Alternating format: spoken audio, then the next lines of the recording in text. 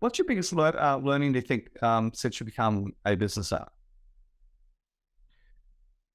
Um, to be very careful and keep a very close eye on systems and processes.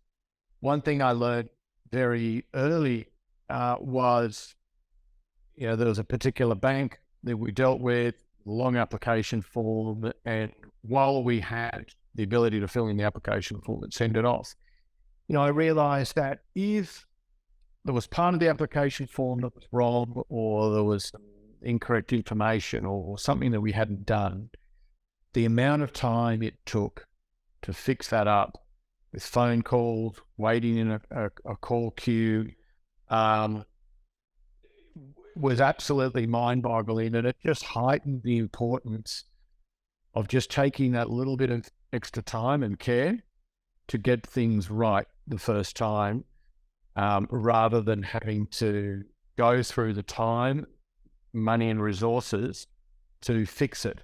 Because when you're starting a business, you don't have a lot of fat, you don't have a lot of buffer to be working on things that are not revenue generating. Because as a business that did not have any debt or did not have investors, we really relied on revenue coming in to sustain the business and to enable us to grow organically. So being very conscious of that, and also therefore conscious of, can this be done a better way? Can I cut out a couple of clicks? Can I redesign something that is going to get to the end result quicker, which is going to free me up to do other things? And so that enabled us to very early on build a framework and a dealing system, which was incredibly efficient. And I always had this mantra of, can we get rid of a click? Or that's one click too many.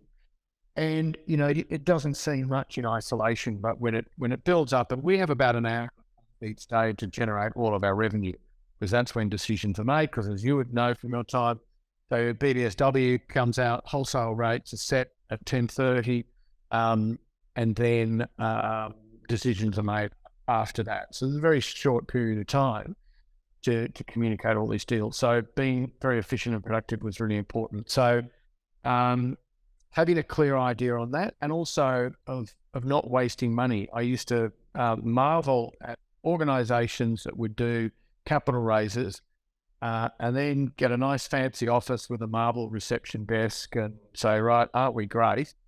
But without any revenue. And then they'd have to ask for another capital raise, and eventually they'd die. Starting during the GFC, there was plenty of desks available on eBay for businesses folding. So, all our desks were bought for $50 a piece.